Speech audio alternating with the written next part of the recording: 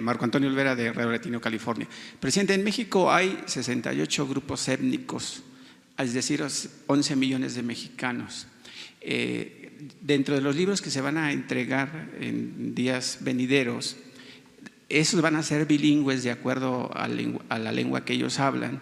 ¿Y cuál es el plan del gobierno para atender a esos mexicanos que viven en un submundo de la pobreza? Prueba de ello están los rarámuris que se están muriendo de hambre y se están suicidando. ¿Cuál es el plan de esa gente que merece justicia social, presidente?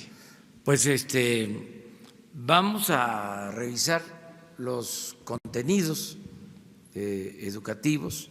Eso es parte de la nueva reforma. Si tú puedes explicar sobre eso, por favor. Sí, señor.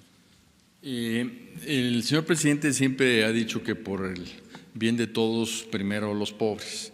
Y dentro de los principios que se establecen en la iniciativa de reforma constitucional está la equidad. Esto quiere decir que vamos a tener que trabajar más en las zonas marginadas del país, pero particularmente en las escuelas multigrado y en la educación indígena.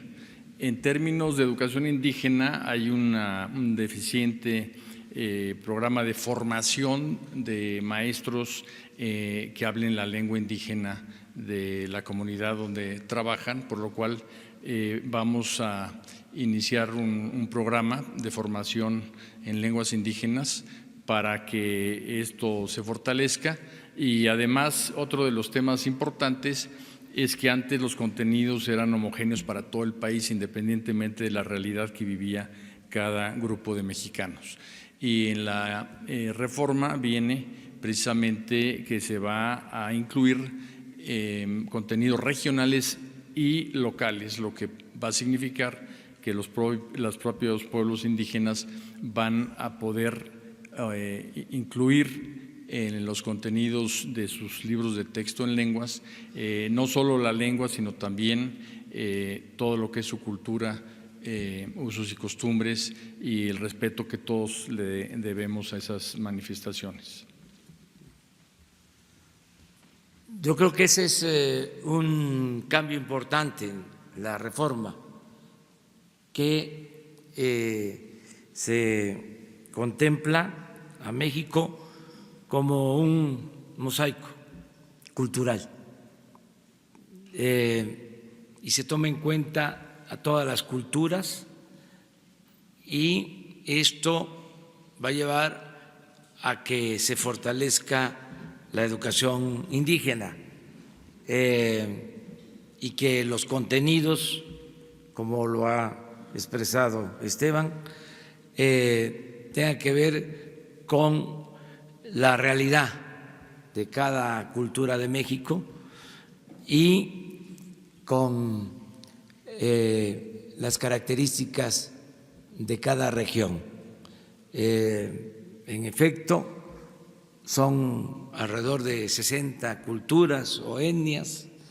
Esa es nuestra gran riqueza, esa pluralidad, esa diversidad cultural que va a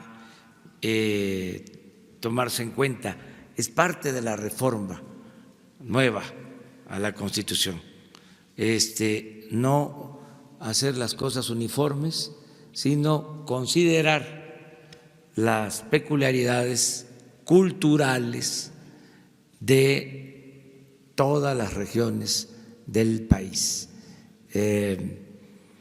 Ya sabemos que existe el sistema de educación indígena desde hace mucho tiempo. Maestros bilingües, maestros que trabajan en comunidades indígenas. Ese sistema se va a fortalecer, se va a consolidar, y los planes de estudios van a considerar esa realidad. Es un proceso, porque ya